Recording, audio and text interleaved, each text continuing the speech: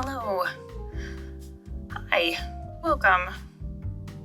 My name is Kate, and today we're doing a draw-along, sketch-along video where I will be doodling. I have quite a few things that I use when I sketch. This is a Flexi Sketch sketchbook that I've actually had since 2021. It moved with us when my wife and I moved into our current home. I think I actually have a comic in this sketchbook that is about us traveling for our wedding in 2021, so that dates it. One of the many delightful side effects of ADHD as an artist is that you often will start a sketchbook and then forget that the sketchbook exists, like it was never real to begin with, and then you lose it completely, jam it in a box, put it in the back of a bookshelf, and then rediscover it many months to years later and pull it back out. And I think in my defense, not that there's much that can be said in my defense, but in my defense, this sketchbook is not great for pencils. It's got a really toothy paper, which is not my favorite for pencils, partly because I'm left-handed. So if you have a pencil and if you have a paper that has a lot of tooth to it, a lot of grip, and a softer pencil, you just end up with smudges everywhere, and that's no fun. No fun at all. But when I pulled the sketchbook back out, I did so with the intention of sketching in pen, which is not something that I'm super familiar with. But the more I do it, the more I enjoy it. Especially since the other thing that I use to draw most often is my iPad Pro and my Apple Pencil. And there's such a easy undo button in digital work. And I know I'm not the only artist that feels this way, but sometimes when you get too reliant on that undo button, you end up not embracing the imperfections that make your work special. And sometimes those little imperfections are what give it the character and the motion and the uniqueness that makes it yours. So it's, for me at least, it's really good to go back to just a pen and paper, because once a pen mark is on a piece of paper, you can't really change it. And it helps to embrace those imperfections every once in a while. Also, if you notice that weird kind of ultraviolet light in the left-hand corner, you'll see me reach up and touch it every once in a while. I was also curing curing resin on clay pens the day that I filmed this portion of the video. So that's what that weird light is, and I apologize for multitasking.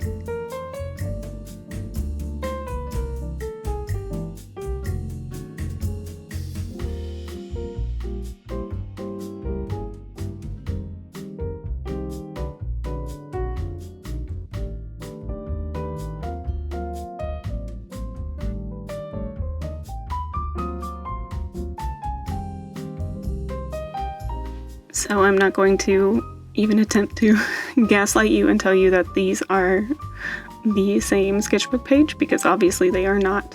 I filmed on a couple different days. I've also been using my sketchbook almost as a journal lately. I usually keep a separate journal and a separate sketchbook. but I found myself in a couple different places on a couple different days where I had my sketchbook with me, but not my journal. Journaling is something that has helped me really kind of organize my thoughts. I really dislike the term brain dump, but it is very, very helpful for me, mostly at the beginning of the day, but often even in the middle of a project or when I find myself anytime during the day feeling really overwhelmed with a specific project, my email inbox, all of the tasks that I have to do when I get home if I'm at work, or all the things that I should be working on at work if I'm at home. That lovely, unique millennial problem of we never stop working no matter where we are.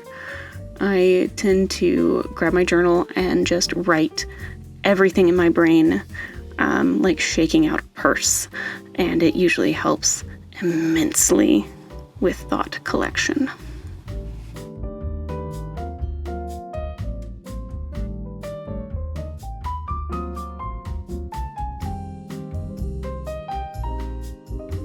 I actually meant to record this audio much earlier in the week, this week, than I am recording, but unfortunately, I got sick, which is something that is very honestly rare for me. I usually tell people that I have the immune system of a raccoon, and I do. I'm not one who usually catches colds or gets sinus infections, that kind of thing. But my wife and I did a convention. We did a sci-fi and fantasy convention. Yeah, you can see me changing out resin pens there.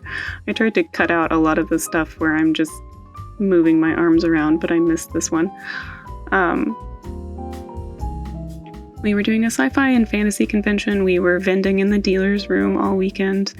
It went on from Thursday to Sunday, which seems to be a trend with conventions now, that they want to be like 4 days long, and I don't agree. I don't really like it. I think part of it is that they want more people through the door, and they want to make it accessible to more people on different days with different, and I'm sure they had just a bunch of programming and panels and things like that, but unfortunately when you're in the dealer's room, you don't really get to experience a lot of the other parts of the show, which is obviously just the price you pay being a dealer, but it does make a 4-day show seem a little ludicrous to you. And the most frustrating thing about this 4-day show was that I caught what is affectionately known, at least in my neck of the woods, as con crud, which is you're not really like, thankfully no COVID, definitely not COVID, but con crud is just kind of this amorphous, unfun,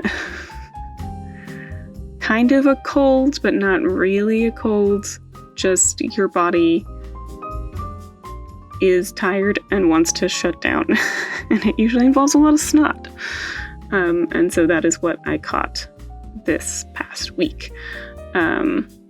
So recording on a microphone seemed mean. It seemed mean to sound so cruddy and also put my voice on a microphone and make people listen to it. That seemed mean.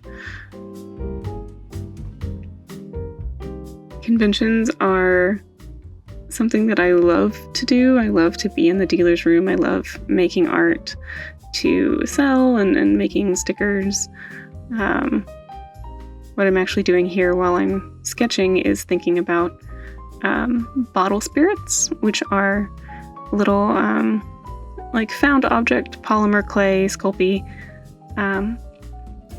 sculptures, little art pieces that I make They're little bottle spirits, so they're little ghosts or the little guy sitting on a strawberry, I call those moss balls, and the little guy that I am drawing right now, I call those fungus gremlins. And I make these little friends, and then I make their containers. So that starts with pretty much any kind of glass container that I can get my paws down all the way into. And then I add a lot of moss, found objects like buttons and safety pins, and then also small embellishments that I create, also out of polymer clay or different substances. That seems like a bad word for this. Different materials, different media. There we go. That sounds like an art professional, kind of. But they're one of the things that I love to take to shows and sell to folks, because folks really enjoy them, and I love making them. They're all unique. They're all one of a kind. There will definitely be videos on this channel of me making them. I'm editing one right now, actually. May honestly go up before this one because it has no narration track, so it might get finished before this video gets finished, depending on how bad this sounds when I play it back. Also, if everyone hates these audio tracks, I will stop making them entirely, and just do videos that just have music. But yeah, so the sketchbook page was me trying to figure out new and different ways to create my little bottle spirits. The little moss balls are usually covered in preserved moss. That's how they kind of get their texture. So I am thinking about what can I either make out of polymer clay or find or make out of a different material for them to sit on. Because they have these kind of long spindly legs, the legs would have to be baked directly onto the base, and then the little moss ball body could be glued or added on later. But the limitation that brings in is that the base also has to go in the oven with the Sculpey. So things like paper mache or styrofoam or plastics are out because they would melt. I have been learning a lot as I make these little friends. Actually learning a lot right here on YouTube from other creators, other people who are making incredible things, incredible jewelry, incredible little lifelike sculptures. Like, there's not another word for them. I think they are truly like little artistic renderings of things like avocado toast and slices of cake and all these like little beautiful realistic models made out of Sculpey. And so many people sharing their knowledge and sharing their tips and tricks and the things they figured out, and it's been so incredibly helpful to me to be able to watch their videos and for them to share that knowledge, and it kind of restores my faith in humanity a little bit, which I'm very grateful for.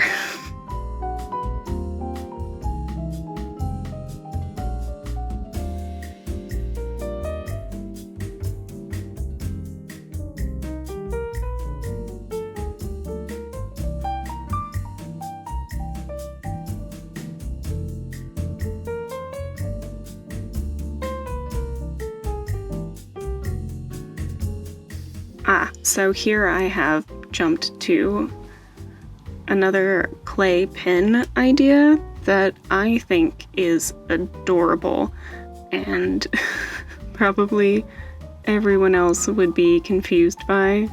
In this shot, actually, you can see quite a few of my clay pens. They're sitting in that little bin on their backing cards.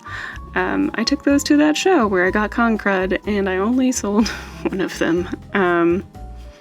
which is the way it goes sometimes.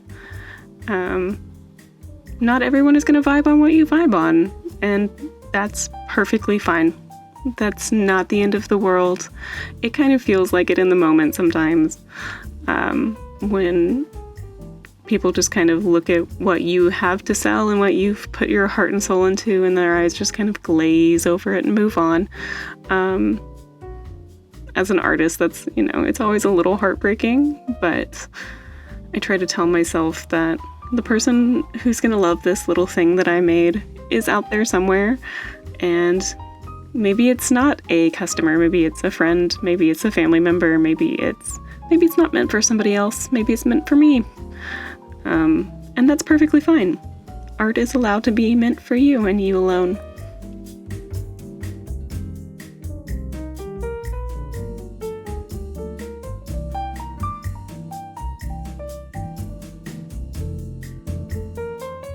I think we have a tendency, especially millennials, and I don't know if Gen Z has this tendency. I hope not. I'd have to kind of read up more about that, but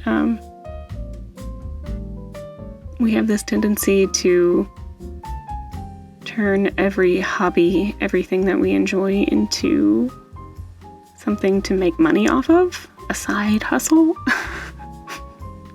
Which I really don't like the term side hustle, but and I hope that's not the case for Gen Z, because it kind of sucks, because it kind of takes the joy out of the... That is one of the reasons I really enjoy making new things, like the clay pens, like these videos. These are more so I can play and have fun, rather than anything to really make money. Of course, I take the clay pens to shows. I put these things up on YouTube, but the point of them is for me more than anything else, which I think is really important. And I highly recommend to anyone who is creative by nature and then makes their creativity part of their career is to continue to do something that is just yours, no one else's. Even if you share it with the world for fun, you only do it because you like it. I think that's really special and really important.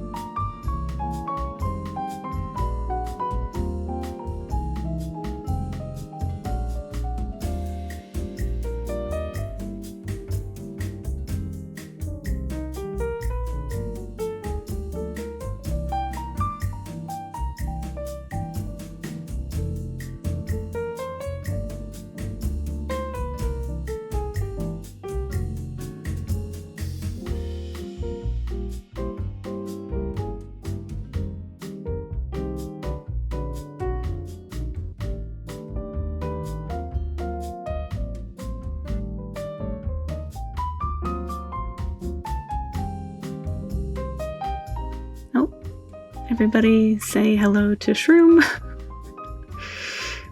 Shroom is our latest adopted kitty. We have 2 kitties. Sid is our other cat. He is about 6 years old. Shroom is 2.5, but we've only had him since last November. When I set up this workstation to start working mostly on bottle spirits, but also working on videos and other projects, we rearranged our studio. So we now have a table, aka my work desk, directly in front of the window out to our street. So Shroom really loves to sit directly in my workspace so he can see out the window. I have, since the recording of this video, bought him a shelf so he can sit, so we can co-work, essentially. So he can supervise from his shelf and not be quite so directly on my desk, putting his butt on everything.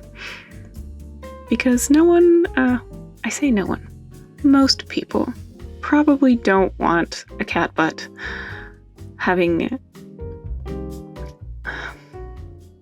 it's more than touched. Sat, cat butt sat, there we go.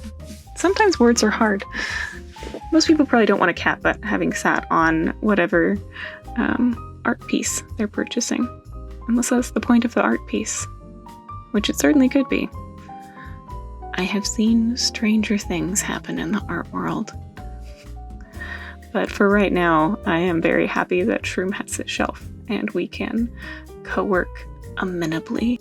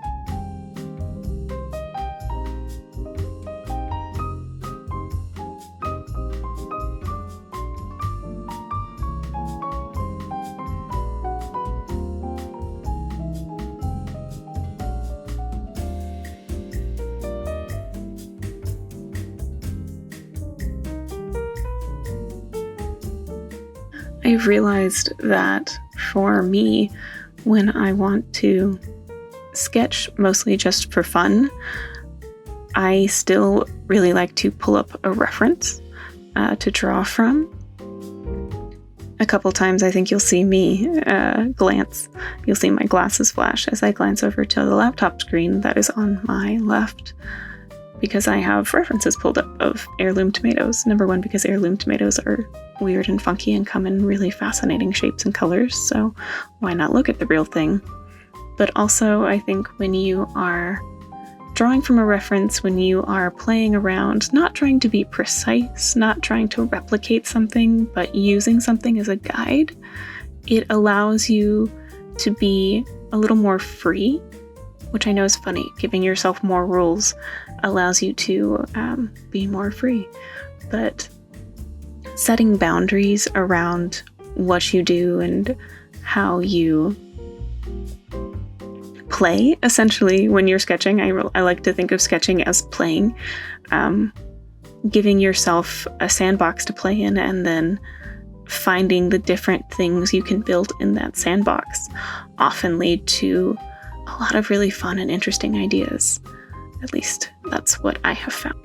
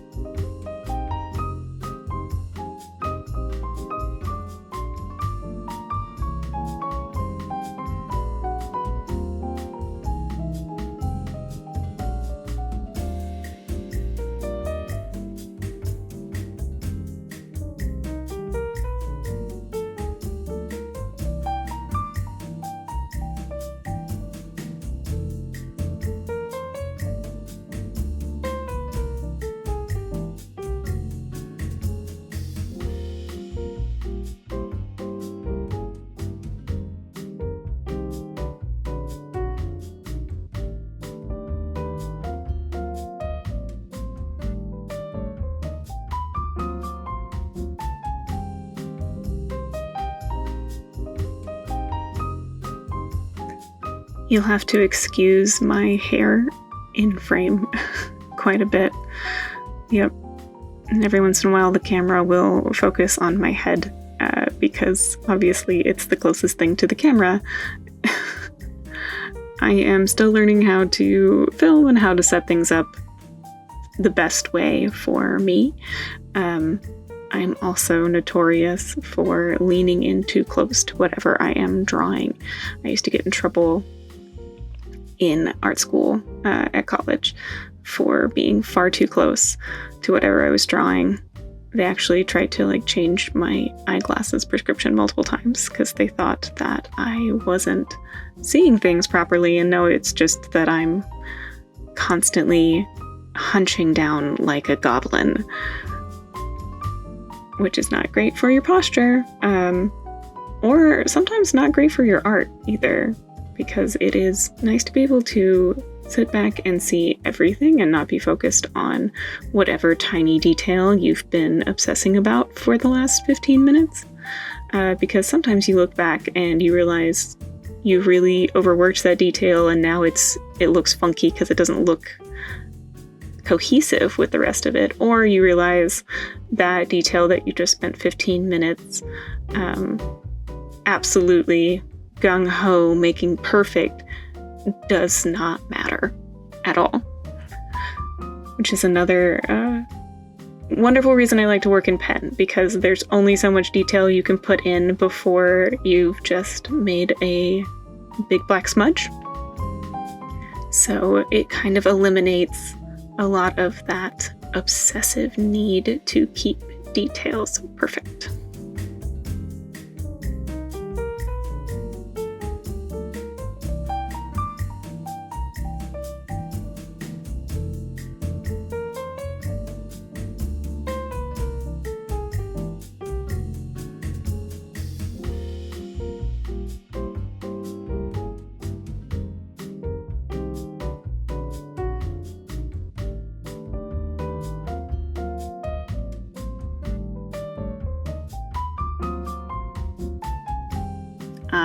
The best part of co-working with Shroom, when Shroom decides that he's done.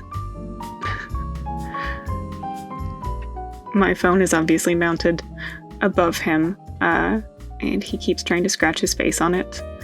And I try to remove him, and doesn't go too well.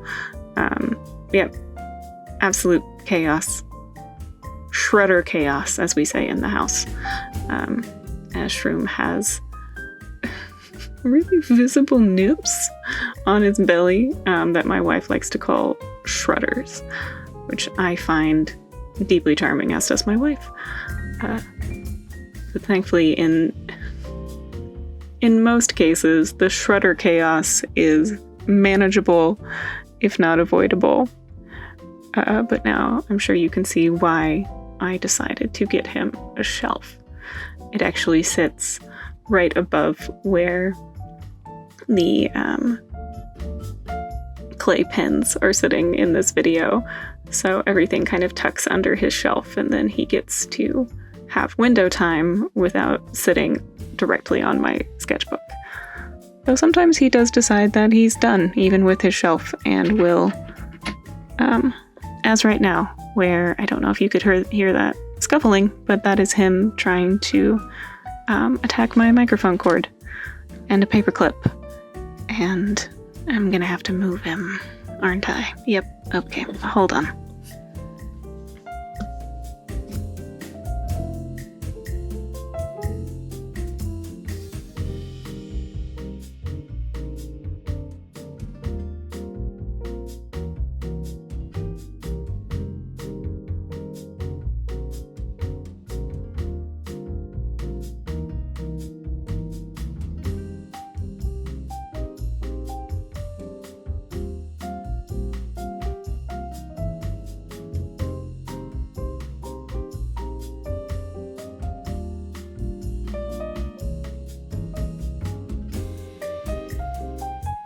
I recently had someone ask me, why ghosts?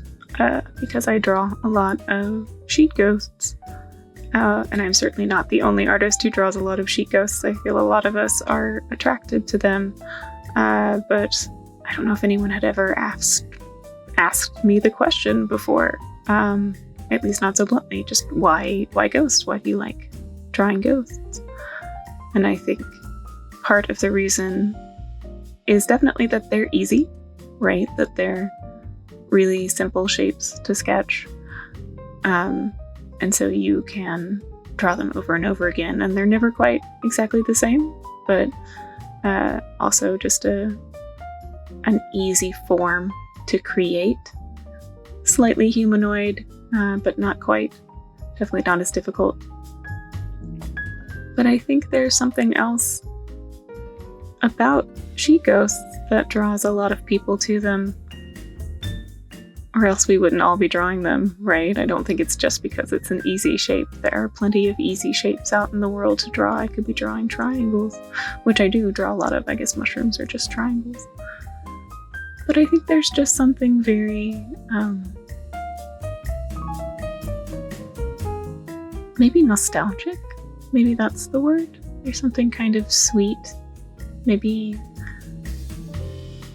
sad in a sweet way about sheet ghosts, about a spirit like that.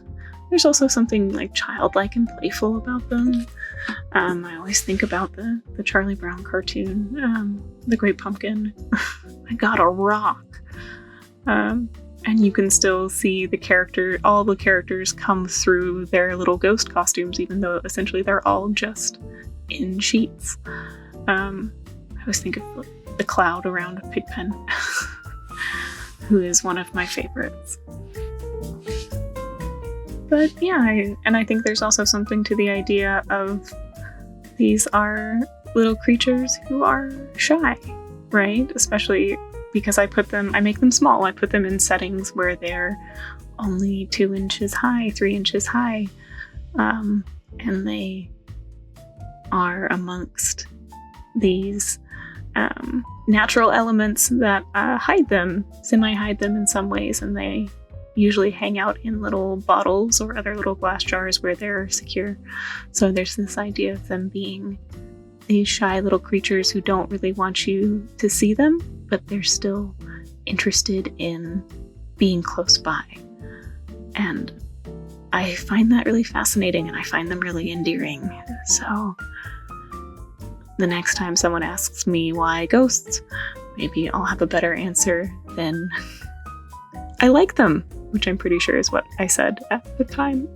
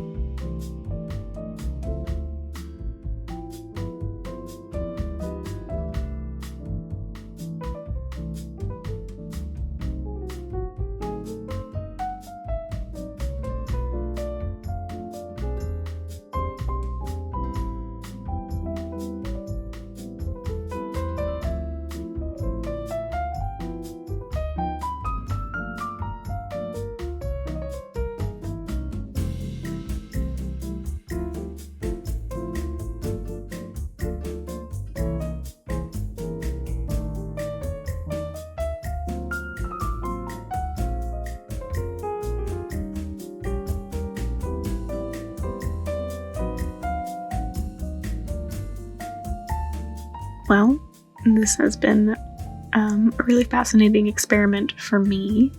Thank you so much for watching this video and sketching along with me and kind of letting me be your coworker for the day. I hope that this has been fun, interesting. If nothing else, I hope it helped you pass the time. Maybe at work, maybe when you're doing something kind of monotonous, or you just need something on in the background. That's like my favorite type of video to watch, especially when I'm doing things like this. I'll have a reference pulled up on one side, and then I'll just have someone else making something on the other side of my screen. And a lot of the times I realize that it's influencing like what I'm drawing or what I'm writing, because I obviously am watching and paying attention with at least part of my brain, my poor little ADHD brain. But I think most of the time it influences me for the better, because it seems like I'm incorporating different and interesting things into my work, even if it's just subtly, or if it's just a new way of thinking about an idea because I was listening to somebody else chat, or watching somebody else show me how they create something. And I think that's really cool and really special that we have a platform to share those kinds of things. But also, if you're just watching this because you're bored, also totally fine. But anyway, thank you so much for hanging out with me today. Hopefully I'll make more videos if you guys like this one. And yeah, I will see you guys soon. Have fun out there.